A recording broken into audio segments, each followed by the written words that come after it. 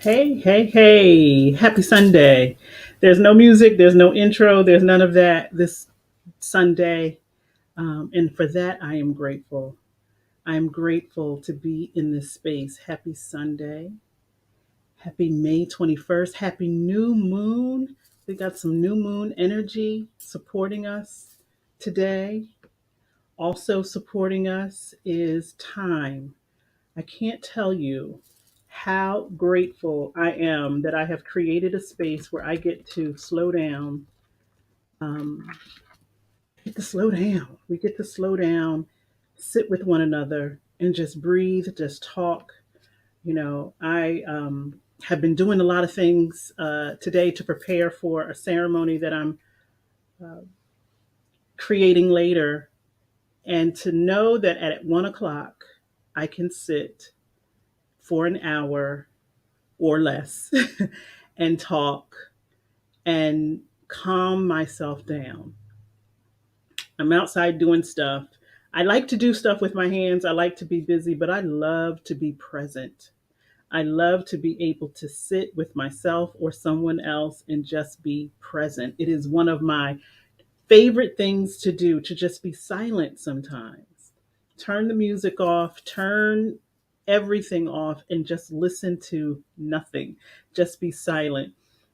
So I was outside doing some things, and I was thinking about how even when we're working and we're doing the things that we are responsible for doing, and we get, if we're lucky, an hour for lunch and maybe 15 minutes, but we still fill that time up with other things to do. I know when I was working corporate, I would eat my lunch as I was working because then I felt like that 60 minutes was my time to run errands and do all of the other things that I needed to do. And I never gave myself time to actually rest and devote to me. And I used to marvel at people who, during their lunch hour, would take a nap or read a book. And I'm like, don't you have some errands that you could be running during your lunch hour? I love that we have this moment throughout the weekend. That's when we're doing the things that we can't do through Monday through Friday.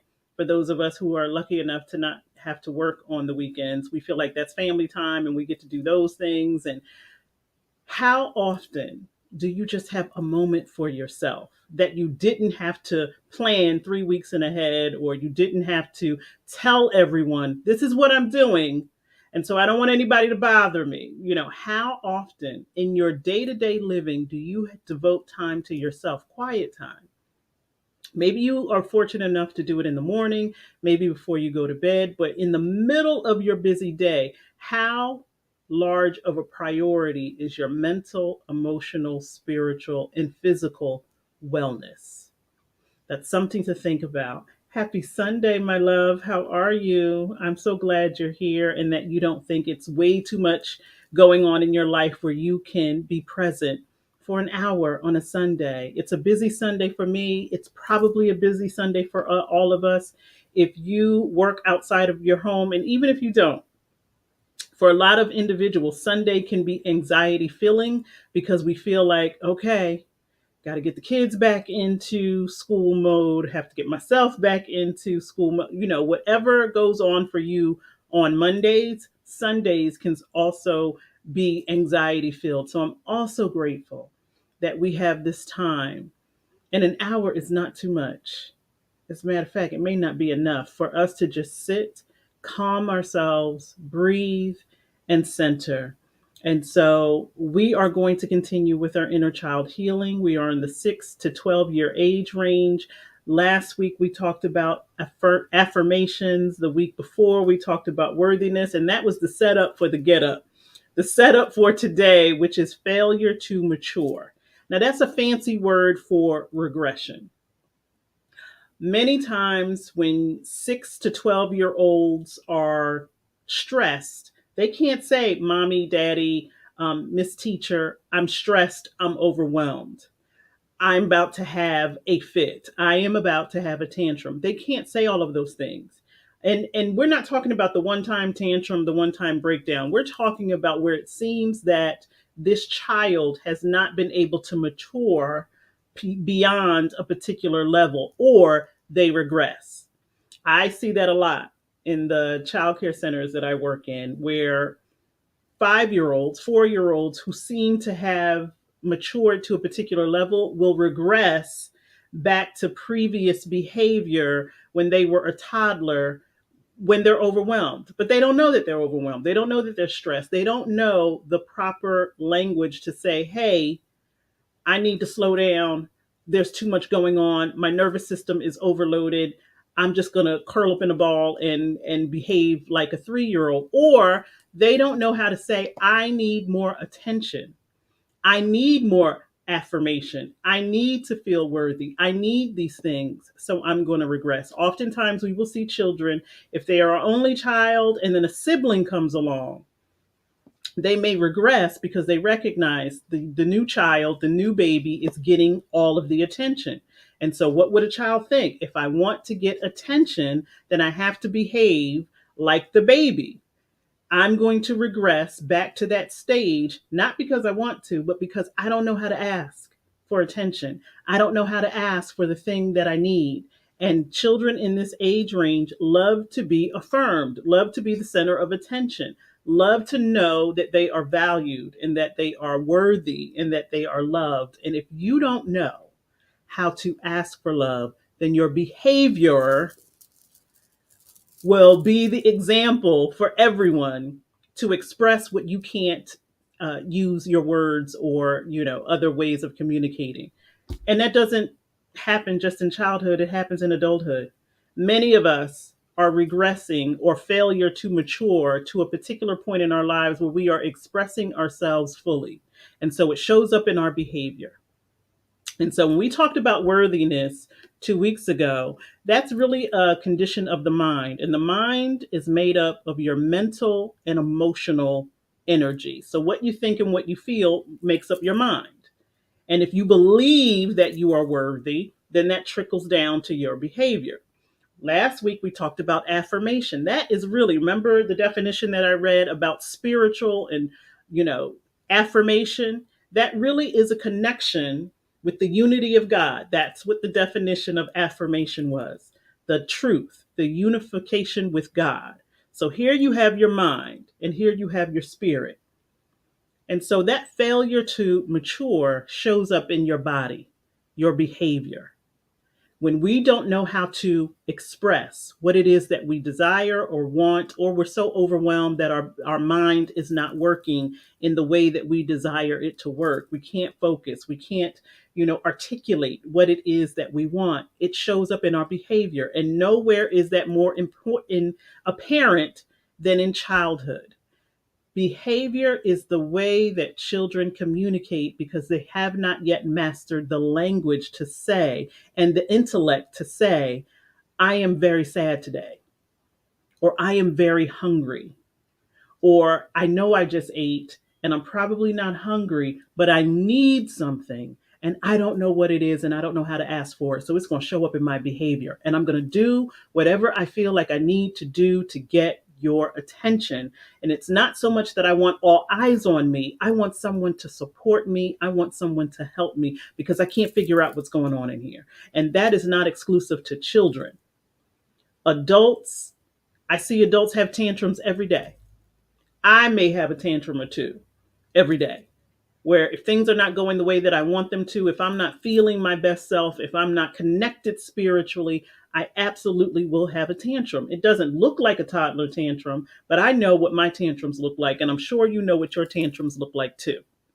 You shut down, you stop talking, you get ornery, or you want to go eat something, or you want to go call someone and tell somebody, whatever your tantrum looks like for you, you know it's a tantrum. You may not always know that it's connected to feelings of unworthiness or not being affirmed or being overwhelmed or being stressed. You may not know that, but you absolutely know what your adult tantrums look like. We call them coping skills. In children, it's called regression. In adulthood, it's called coping skills or survival mode, because this is the age and the stage where we learn how to survive. Hey, my love. Good afternoon to you too. from 6 to 12 is where you learn the most about the world around you because you have become so independent, and you also learn how to protect yourself, how to keep yourself safe. And so the survival mode that you may find yourself in as an adult didn't start in adulthood. It started oh so long ago, when you did not have the intellect, when you did not have the language, when you did not have the coping skills, or even know what a coping skill is. What 5-year old knows, use your coping skills, or what 10-year old, I'm going to need you to use your coping skills. When you are in the midst of a experience of feeling stressed and overwhelmed, the last thing you're thinking is, what's that coping skill that I learned? Unless you have developed habits that support you, and we'll talk about that in a minute. But that fight, flee, freeze, fawn, you don't know what that is when you're a kid. You're not recognizing your responses, maybe, not comparable to the experience that you're having. And so then everybody says, oh my goodness, this child is out of control. This child is a discipline problem. This child is regressing the behavior that we're seeing. Somebody call someone, instead of trying to figure out, what is this child trying to express?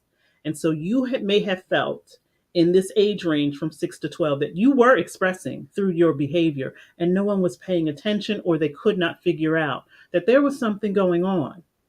So you had to develop a coping mechanism that became the way you survive. And so let's talk about some of those habits, those behaviors that you may have engaged in when you were younger, that you still might be engaging in. The regression means I'm stuck. I can't tell you how many people come to me and they say, I just feel stuck in life. I don't know what I want to do. I don't know what direction. I'm stuck. And my response is typically, you are spiritually disconnected. There's nothing wrong with you. You're probably spiritually disconnected, so that your guidance system, your spiritual GPS, your soul GPS is not, calculating correctly, or maybe it's all the way shut down.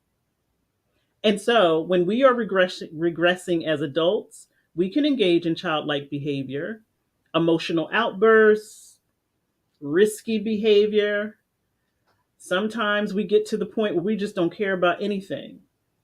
And we're doing things and we're making choices that are not aligned with who we truly are. And it can be very, very risky. We might start to overindulge in alcohol or drugs or sex or food or sleeping. And other people might be looking at this behavior and like, what's wrong with so-and-so? Why are they acting that way? And some could say it's regression back to a particular state of being. But what it really might be is, I'm stuck, I'm uncertain, I'm disconnected spiritually. I feel like I don't have any guidance. I'm not utilizing the wisdom that is within me. I don't even think I have any wisdom. I think I keep making bad choices, whatever it feels like. That's what it looks like in adulthood. In children, it looks like immaturity. Procrastinators. Now, let me just say that I may have been called a procrastinator once or twice in my lifetime. I have learned that it works for me. And so I'm not talking about the type of procrastinating where you're overstressed and you don't get things done. I know my process. If I have something that I need to do and there's a particular date that it needs to be done, I may plan it out, but I may not work on it until the last minute because I just seem to work better under pressure. But it's not the type of pressure where I always feel overwhelmed or I run out of time and I'm like, oh my gosh, I should have started this weeks ago. Sometimes it is. But for the most part, I know that's my process. But when you are procrastinating, and I mean, that you are avoiding doing particular things, that is also a failure to mature to um, a particular place where you got stuff that needs to be done, and you just keep avoiding it. You just keep putting it to the side. You get distracted and then you start making excuses. Now I will say that I'm good for that. Like, I'll look at the clock and I'll say, oh, I got about 3 hours. And next thing you know, I got like 3 minutes. And so if it's something that puts you into a panic and also taxes your nervous system, then I'm going to say that's a failure to mature. your emotional and mental state of being. Why would you take yourself through that? And yet we do it all of the time. We get ourselves into a tizzy, we procrastinate, and then we run out of time, and then we start, with the negative thinking. But it's a habit that we can break if we really want to break it. It's not something, again, put the excuses to the side. Well, I had to do this and I had to do that. Everyone has the same 24 hours. Now, I recognize those of us who have the privilege of having resources and access to things that others don't. I do recognize we may all have 24 hours, but we don't have the same type of 24 hours. They love to say Beyonce has 24 hours. Beyonce got a whole team of people. Yolanda is a team of one, maybe two, maybe three. But there are things that we can do to support ourselves that are more mature than crying about it, worrying about it, and stressing ourselves out. Some of the other things, aggression. Some people get very, very defensive.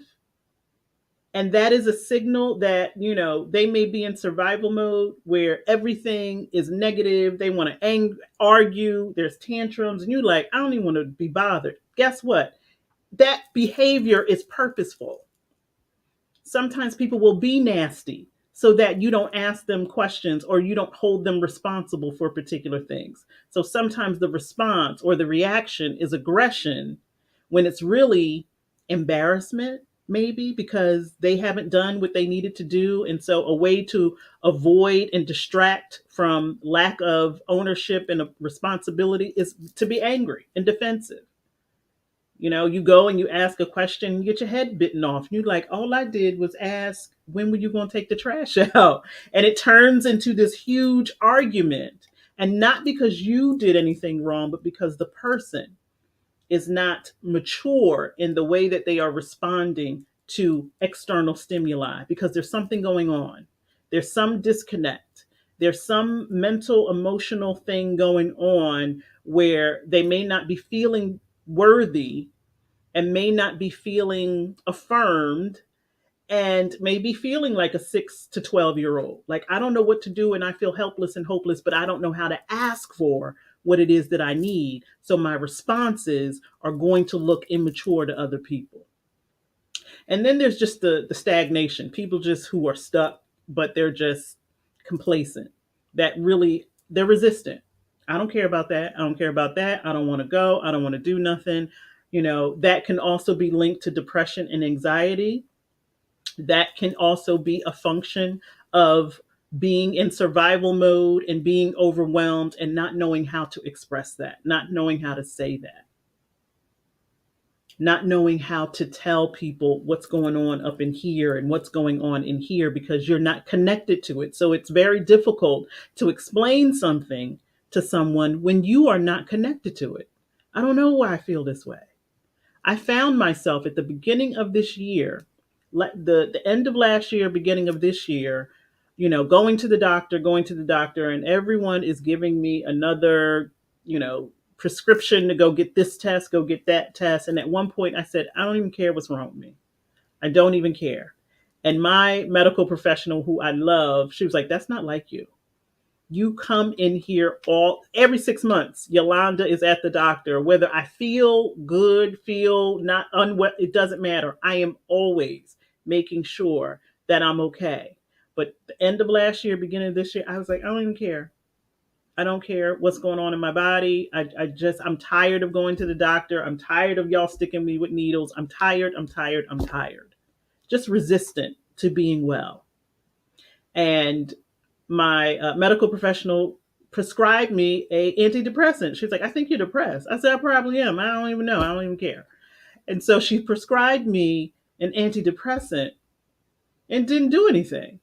And so I stopped taking it. And I said, this is not a function of some chemical imbalance. This is my mindset. There's something going on that I can't express. And so I have to do the internal work to connect what that is. And when I tell you, I haven't even looked at those pills. I don't even know where they're at because I feel so much better based upon the internal work that I've done. Now, I am not recommending anyone who may be on any pharmaceutical that is supporting your mental and emotional wellness. I am not telling anybody to stop taking their medication. What I am saying, for me, the medication was not the issue. The chemical imbalance was not the issue. It was a function of my mind and a function of my spiritual connection that was off. And I'm grateful that there are principles and there are rituals and habits that I know can support me. And any one of us could be in that moment at any given time. It can happen to any one of us where we feel disconnected. You could be actively pursuing a goal, a vision, a dream, and still feel like something is off. Why am I not enjoying this? Why am I not feeling intimately connected to it? That is actually good information, because that is an indication that there is some healing that needs to take place. And so, going back to this age range, that 6 to 12-year-old age range, for you might be a good place to start. I know it was for me. I know it was for me. Whew.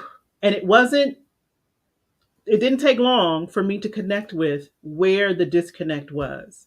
It really was being still, all of the things that I talked about when we first started today, being still, taking that time in those moments for myself to turn off the external noise and to reconnect, getting into my journals, writing more, praying more, reading more, and surrounding myself with information that was actually giving me the language that I didn't have for myself. Marissa's saying you're feeling that now. It's like, I know I'm good. I know I'm worthy. I know I affirm myself, but there still seems to be something missing. And for me, I didn't have the language. But the more that I read and the more that I listened to other people, I was like, yeah, that sounds like what it is that's going on for me. That sounds like it. And so, going back to, well, what was going on when I was like 12 years old? Oh, nobody was listening to you. You were trying to figure out who you were as a person and trying to express yourself, and no one was paying attention. You spent a lot of time by yourself. I spent a lot of time by myself when I was 12, 11, and 10, up in my room listening to music, and no one knew all of these, desires and dreams that I had. I wasn't expressing that to anyone. And it wasn't that I didn't feel safe. I probably felt like no one was going to support it. So I wanted to keep it to myself. And that happens to me today as an adult. There are particular things that I want to do that I recognize I don't speak to anyone about. I've changed that behavior. I know there's so much messaging that will say, keep your dreams private, keep them secret. Let me tell you something. If you have safe spaces and people that you feel safe with, one of the greatest gifts that you can give to yourself is to share it with someone and see their response and have them get excited about what you're excited about. It does something to you internally. All of this, everybody's got to do everything by themselves. Not, it's nonsense. It's nonsense. We are communal people. And so if you have a dream inside of you and you have not shared that with someone, that dream is a dream of one, and it doesn't get the blood, the bones, the breath, and the skin that it needs to feel real, because it's only living inside of you as a fantasy. But the minute you tell someone what you're thinking, it becomes real. So make it real in the safe spaces. Doesn't mean you got to tell everyone what it is that you're doing, but if there is someone in your life that you feel safe with, then share that. And that's what I wasn't doing. I was keeping all of this stuff in here, all of these great ideas in here, and just saying stuff like, I got this great idea. And someone would be like, well, what is it? I'm not ready to talk about it just yet. We don't know that when we're younger, that is something that we need to do, which is why it's so important for young children to have safe peer groups. With the introduction of the internet and social media, children will sometimes feel as though they have friends that they've never met that are on the other end, and sometimes they can be hurt and harmed because they feel like they're making these safe connections and sharing parts of themselves with people, and they don't know how those people are utilizing that. So it's important for those of us who work with children and who have children make sure they have a safe space where they can share who they are as they are figuring out who they want to become. And that is not exclusive to children. I'm still becoming something, you're still becoming something. It is important that you have a space where you are able to talk about that. You have to let it breathe outside of your body, because sometimes it could drive you crazy. If you are the only one that knows about this good, great, wonderful thing, and all you keep doing is talking about it to yourself, it remains a fantasy. But once you share it with another person, and it can be an extremely intimate and vulnerable thing to do that, which is why we have to cultivate my favorite word from last week, which is why we have to cultivate safe spaces, because the things that are living inside of you deserve to live outside of you as well. Those dreams, those visions, those goals deserve to be real and not just a fantasy, not just something that you keep hidden away. And I didn't realize that. Me, spiritual life coach, I didn't realize that all of these great things that are formulating in my mind and living in my heart, I'm keeping them to myself. I'm not sharing them. I'm not executing them. I'm not doing them. And that's what was going on with me. So I didn't care what was going on with my body, because it started to feel like my body was betraying me. And it also started to feel like the minute I started to dream and hope about something, some unknown illness would pop up. And I would feel like every time something good is about to happen, something in my body wants to break down. That is a limiting belief from the pits of hell that I need to eliminate from my life. Sometimes it's the fear of how great and how grand these ideas that I come up with that create these unknown illnesses in my body. That's more likely what's going on. It's not that life is saying, oh, you feel good about something. Here, let me make your hip hurt. Or, oh my gosh, you're having such a good time. There's now something wrong with your knee. Life is not doing that. But that's what I was starting to tell myself, that as soon as I get to a place where I'm about to explode in business and love and with my family, some horrible illness happens. That's not what was going on. What was really going on is my fear about the grand plans that I had and feeling that I wasn't going to be supported. But I now know that's not true. I can't tell you how supported I really am in my life. And for me to say or to think otherwise would be an illusion. It would be a lie. But that happens when we're kids and we don't know that. How many times do you remember thinking something and someone's like, what are you thinking about? And you're like, oh, I don't want to tell you. You're going to think it's silly. Or you did tell maybe a caregiver and they told you it was silly. Or they told you, oh, that's never going to happen. I'm reminded of Jay-Z, who talked about, sitting at the kitchen table and rhyming and thinking about being a rapper. And his uncle was like, oh, you're never going to do that. That's not never going to happen for you. Now, thank goodness it didn't stop him from becoming who he is, but it could have delayed who he wanted to be because that support was just not there. Not all children have the intellect to realize that sometimes adults don't know what they're talking about. And so this age range is so delicate. So if you are feeling, Marissa, if you are feeling like I'm in a good place, I'm surrounded by loving people, I really should have my stuff together. Why don't I? Why don't I? If you felt unsupported when you were 6, 7, 8, 9, 10, 11, 12, you probably already feel unsupported, even if it's not true. And so then all of these things start to happen: the procrastinating, the regression, the aggression, the stagnation, the complacency, all of these coping skills, the fight, the flee, the freeze, the fawn, all of that stuff starts to happen. But it's not new to you. It's a response that happened also long ago. And the memory of it is still within your body. I don't know about you, but when I have a great idea and it feels like an explosion in my brain, there is also this thing that happens where it's like, contain it. Don't get too excited about it. Nope, you tried that before. And I know that's not a function of my adulthood. I know that's a function from my childhood. I know it because there have been times where I exploded about something. Oh my God, mommy, daddy, guess what? And the response was like, girl, I got stuff to do. Go somewhere else. That feels like a cheap shot when you're a kid, when you are so excited about something and you want to share it with someone and you don't get the response. You will grow up as an adult that does not share good things, and you will grow up as an adult that finds it difficult to celebrate yourself. And so that failure to mature is also survival mode. How the heck do we come out of that where we think we have to stop things before we get hurt? We feel like we've got to pull back before we go too far. Who's to say that we go and keep going and keep going and keep going and it will be the best and most glorious thing that ever happened?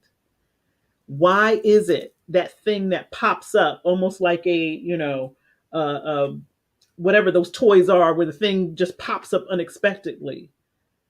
Why is that always the response to something good being formulated in our body and in our brain? Why? It's a learned behavior. It is a learned coping mechanism. And why would anybody want to cope? I don't want to live my life coping. I want to live my life affirmed and feeling as though I know what it is that's going on and it's always for my good. I don't want to live my life looking around corners waiting for something to happen or, holding all my stuff close to my chest because I'm afraid somebody else is going to take it. As I am growing in a new relationship, that is the feeling. It's so good that I want to share it, but I still want to keep parts of it to myself because I don't want anyone to taint it. I don't want anyone to tarnish it. I don't want anyone to touch it with their dirty hands or their comments or their judgments. I don't even want anybody to ask me about it.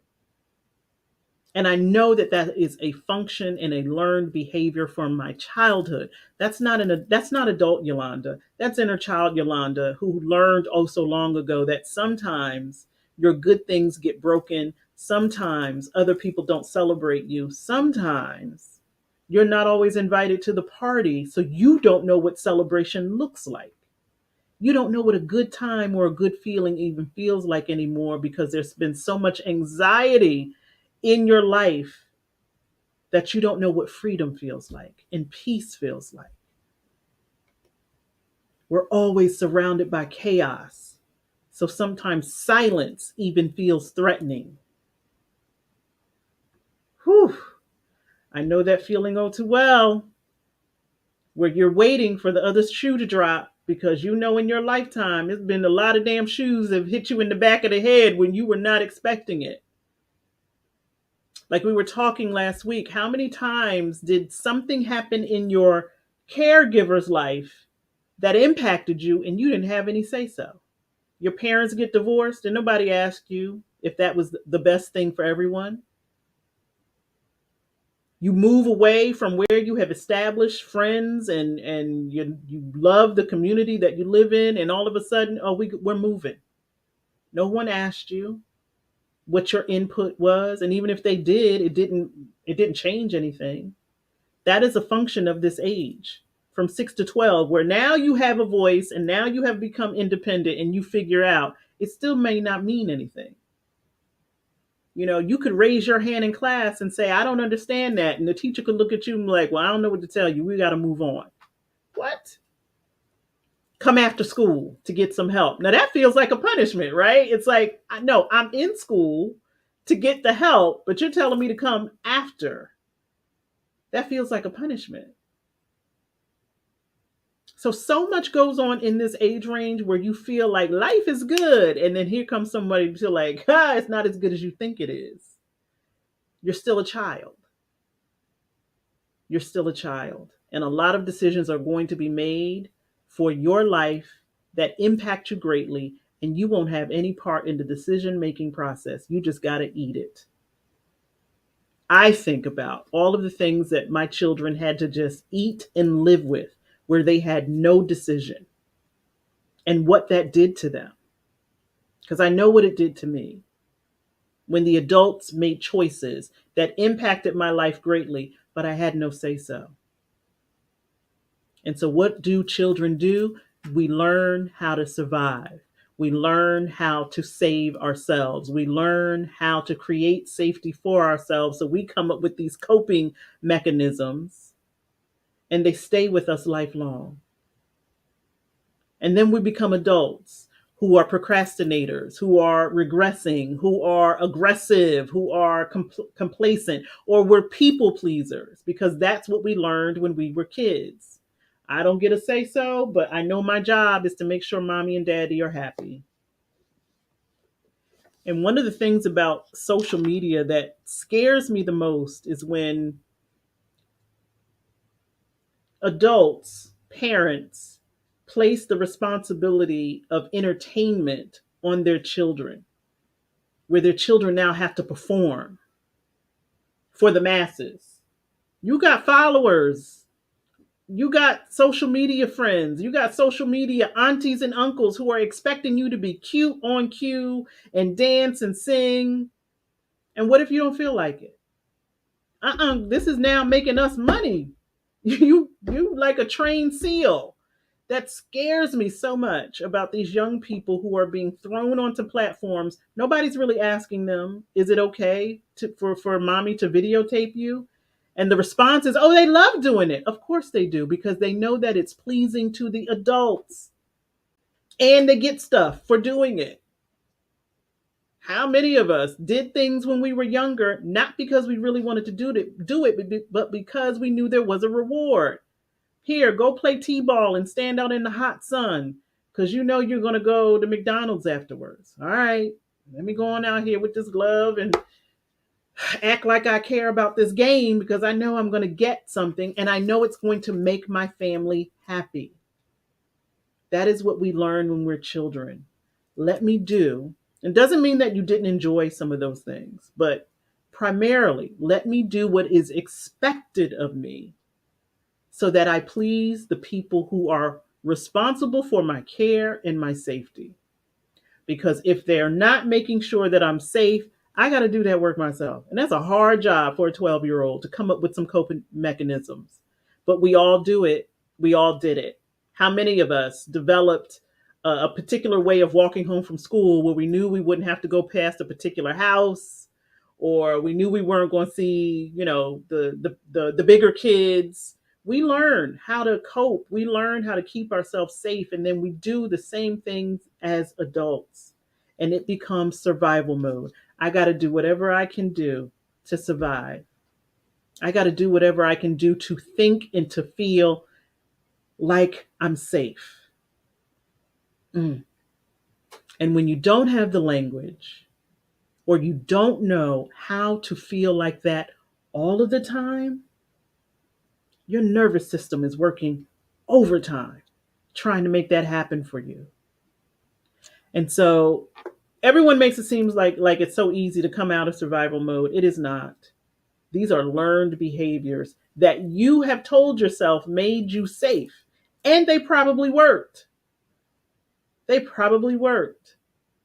I know I had some coping mechanisms in my household to make sure that my father didn't drink too much. I used to pour water in his bottle, and I knew how much to pour.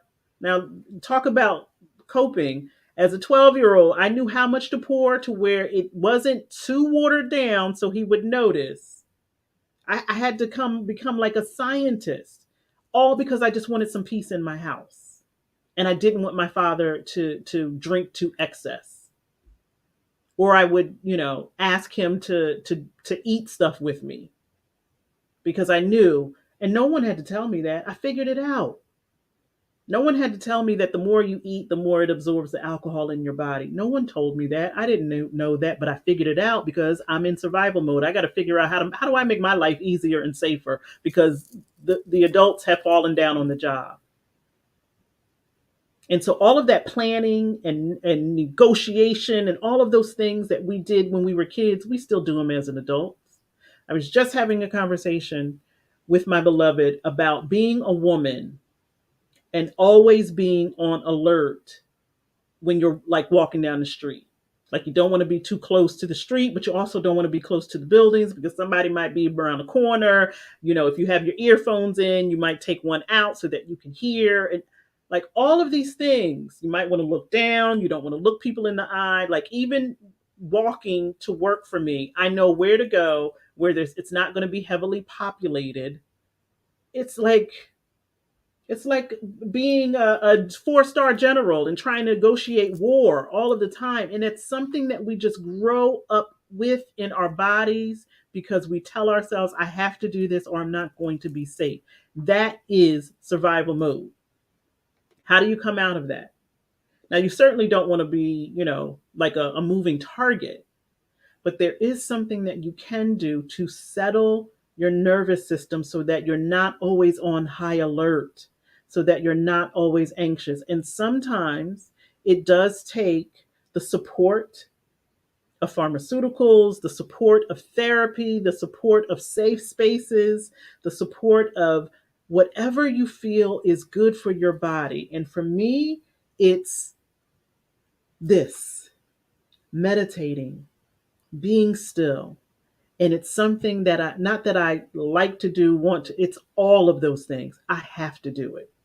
If I want to be the best version of myself and give myself in this way, I have to make sure that there are rituals and habits. I can't be in survival mode and then go work with people as a spiritual life coach. I can't, I've got to look for my cracks. Remember last week we were talking about the fractures, wherever there might be a fracture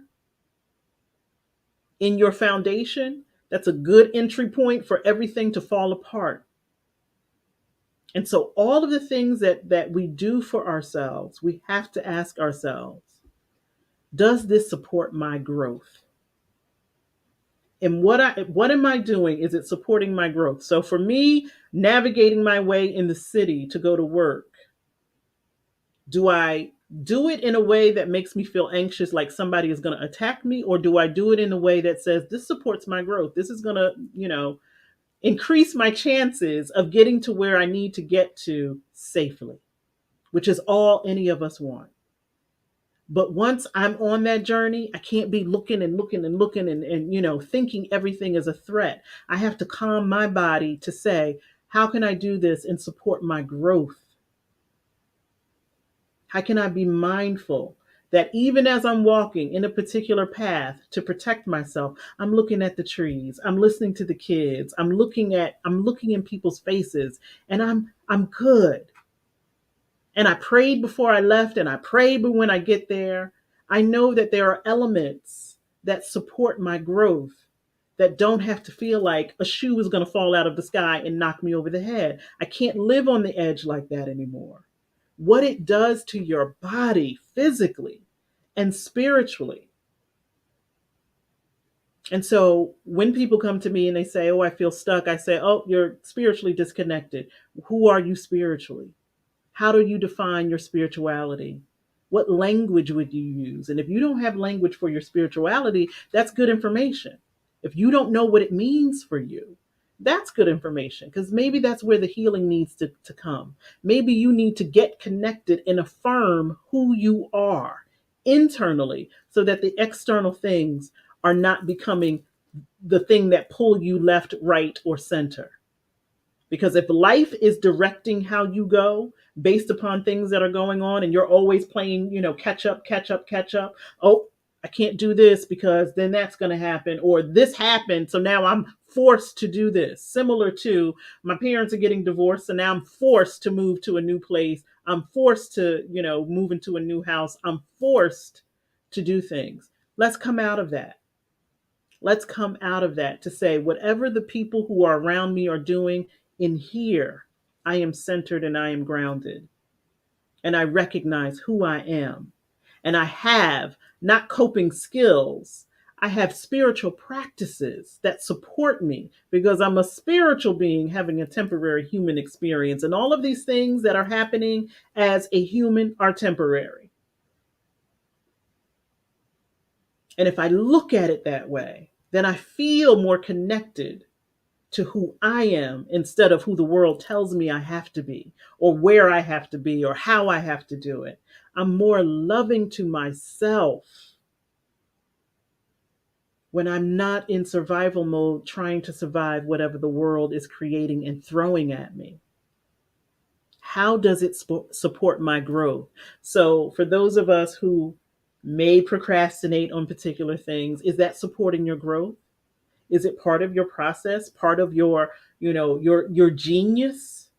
Because we all have a genius, we all have a way of doing things that suits us and supports us. If you know that there are things in your life that are not supporting your growth, then why are you doing them?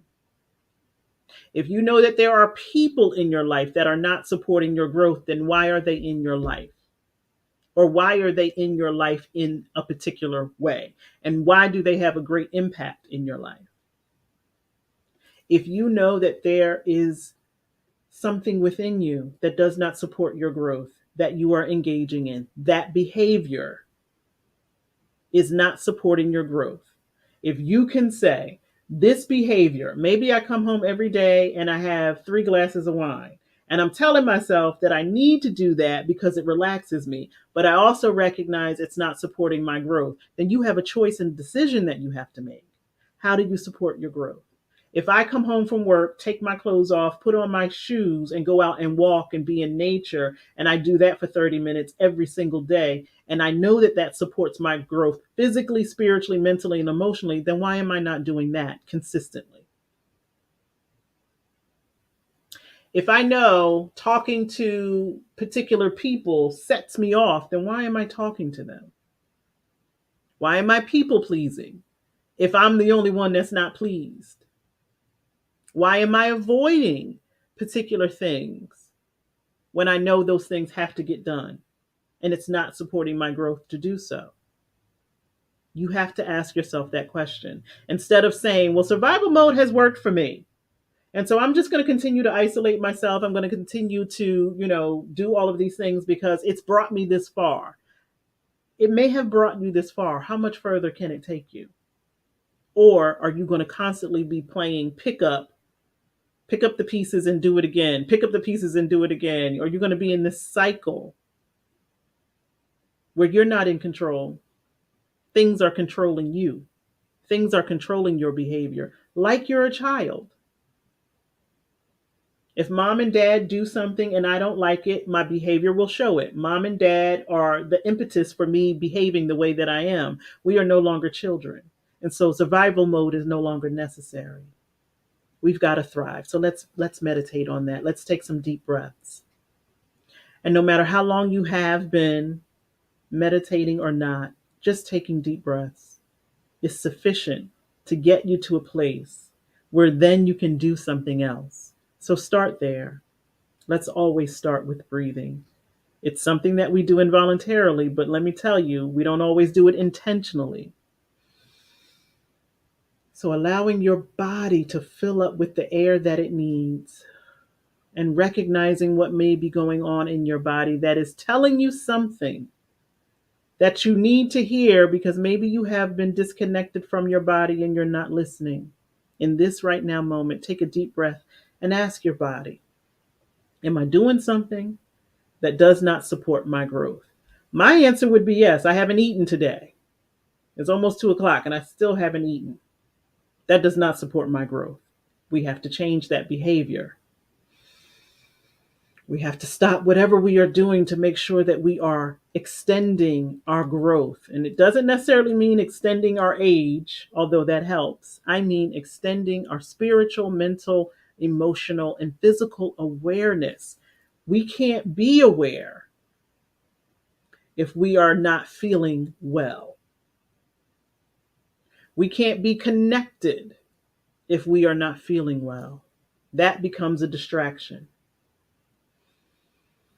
And so making sure that your basic needs of nutrition and rest and movement are met is a good place to start. And so envision that you are in the middle of what I can only describe as a plate, a platter. It's a big one. You are sitting, or maybe you're laying down. This is up to you. But you are in the center of something that is holding you up, something that is supporting you.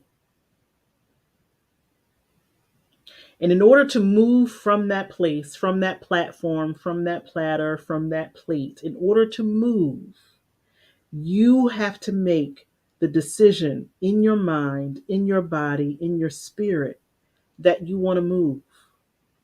And it's not because the plate is uncomfortable. It's not because it's hot or it's cold. It's not some external stimulus that is forcing you to make this choice. You are in command and you decide, how do I want to move?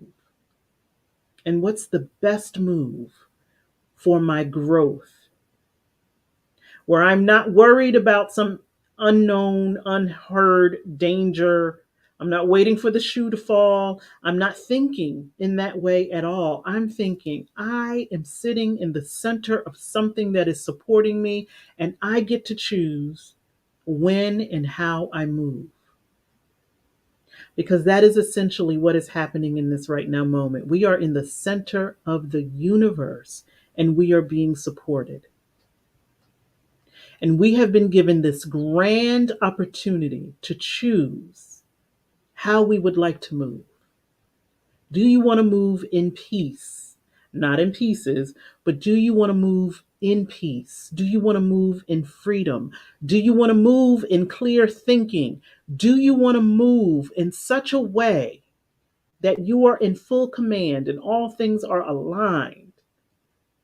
And you're not moving because somebody is calling you, because somebody told you to move, or someone's making you hurt, or you're in pain. You get to decide with your full autonomy how you want to be, how you want to move, how you want to show up, because you are in the center of the universe. The center of the universe. And you are being supported at all times. And you don't have to fight. And you don't have to freeze. And you don't have to people please. And you don't have to run or avoid. You don't have to do any of those things. You get to choose from the center of the universe, with all things supporting you. How do I want to grow? What does my growth look like, feel like, sound like, taste like? And I get to choose what that is. I get to choose. No one is making that choice for me, not my partner, not my siblings, not my parents. I get to choose. And here's the best part, I am co-creating with the divine. What? I'm in the center of the universe on this platter, and I'm quite comfortable where I am, but I have decided that I want to go further. I want to go higher. I want to go wider. But I have to connect with what is going on internally. How do I want to grow? What does it sound like? For me, it sounds like deep drums, but not close up. They're in the distance, but I hear them. And I'm causing those drums. And it's a beat that I love. And it smells like honeysuckle. And it feels warm. And it absolutely feels like there's this pull in the center of my body that I am in control of, that will tell me when to move, how far to go, and that I get to change it if I desire. That's what it feels like for me. What does it feel like to you, sitting in the center of the universe, being supported by the divine and co-creating with the one love, the one entity that can make all of those things possible? You get to co-create with that energy. And you are no longer at the mercy of other people's opinions, criticisms, and judgment. And yes, it would be nice for some of those people to have supported you, but that's not the determining factor in how you want to grow. The determining factor in how you want to grow is how you speak your truth, how you live your life, how you set and cultivate the environment around you, how you decide to connect with others. That's up to you. As an adult, when you were a child, you were innocent and you had no voice. And so you learned how to do these particular things that have brought you this far. You can say thank you to your inner children. You can say thank you, 12-year-old Yolanda, for creating whatever master plan that was to get us up out of that situation. But we don't need to do that anymore because we are in full control. All of that energy that you use to navigate life when no one was guiding or giving you the wisdom that you needed, or your caregivers did not feel like the safe space, guess what, baby? We don't need to do that anymore because we are and always have been in the center of the universe. We just didn't know it. Or maybe we forgot and no one showed us how to communicate with our inner selves, our inner authority that says, I get to choose what's best for me. I get to speak my truth. Whether you listen or not, I'm still going to speak it. I get to move from this place that is so within me that I can't contain it. And I get to share that with people. I can't tell you how much it tickles me that I get to share with people what's living inside of me. And I don't have to worry whether or not they like it. I get to speak my truth. And I'm seen and I'm heard. I found this card. I don't even remember where I got it from. But the ancestors are moving mountains to see you rise. If this is going on for me, because I found the card, if this is going on for me, then I'm telling you what's going on for you. Doesn't say anything inside, but this is enough to know that this is going on for me. And I'm looking at my ancestral altar to know that those people, those energies that loved me well in this lifetime are still moving things for me. And I'm afraid that a shoe is going to drop. They're moving all of those rocks, those shoes, those mountains. The universe is moving all of that stuff out of the way so I don't have to worry about it anymore. So I don't have to be looking over my shoulder every 5 seconds for some impending doom. There is no doom. And if there is, I've got a whole spirit team working overtime. So why am I using up my energy trying to worry about stuff and fret and being anxious and depressed about what when the entire universe is working for me and you? Because we are in the center of it at all times. That is the energy that you have to work with and walk with. And ask yourself every single day, I'm choosing stuff all of the time. Is this supporting my growth or is there another way? There's always another way. A Course in Miracles says that the solution to every problem is right in the problem. Those two are the same, but you have to see it that way. You have to see challenges and experiences as learning opportunities. Ah, this thing right here that's coming into my life, this is going to be the greatest learning opportunity that I think that I've had thus far. Game on. Let's go. I got the universe and my ancestors supporting me and moving things out of the way. You sure you want to try me? Life, you sure you want to do that? Okay. Because I'm here to learn and I'm here to love. I'm not here to fight anyone.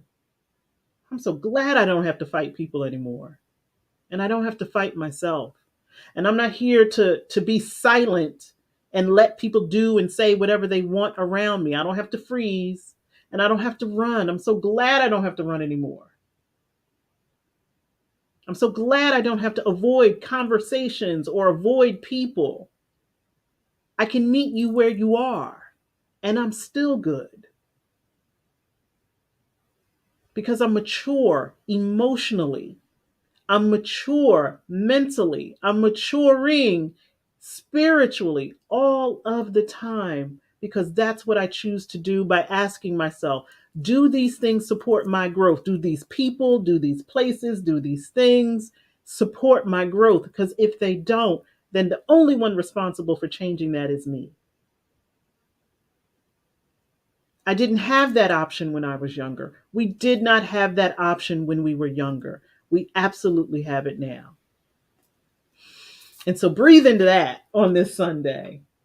Anyone feeling immature anywhere in your life, that's good information to have. If you feel like you're spiritually immature, great. Now you get to do something about it because you've acknowledged it. If you feel mentally or emotionally immature, where maybe you're doing some of these things like procrastinating, becoming distracted, regressing, tantrums, just angry all the time, good. Now that you've acknowledged it and you can become aware of your behavior, start to find the language for what's really going on. What is really going on? Because it's not that you want to be a nasty, mean person. It's that there's something going on inside of you that you haven't articulated or connected with just yet, but you need to figure out what that is. And if you need support in doing that, that's where people like me come in. And people like Marissa. Marissa, I'm going to have you on, I think, Work It Wednesday, so you can tell people what you do. This woman has a wealth of knowledge and experience. Let me tell you how she pulled herself out of a toxic workplace. Whew. And not only pulled herself out of that, Marissa has also pulled herself out of a toxic um, living experience and is living abroad.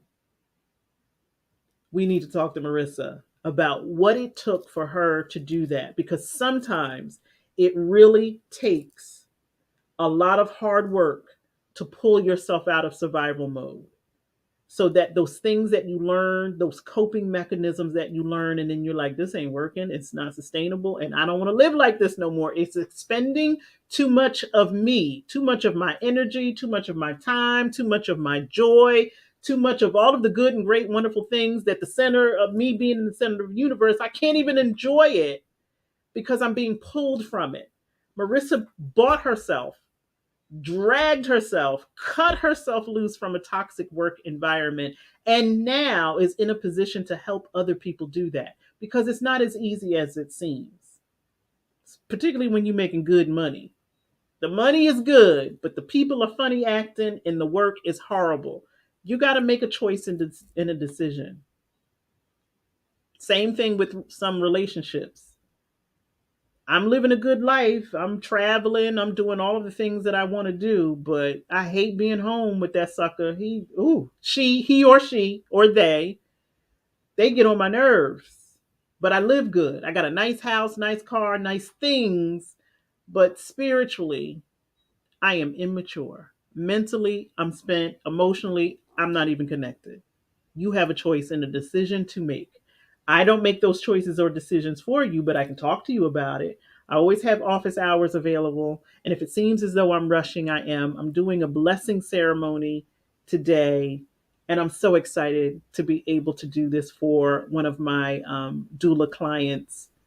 I'm so excited to surround her and her partner and her family with encouraging, affirming words. If every single one of us could come into being surrounded in love and affirmation, what a difference it would make.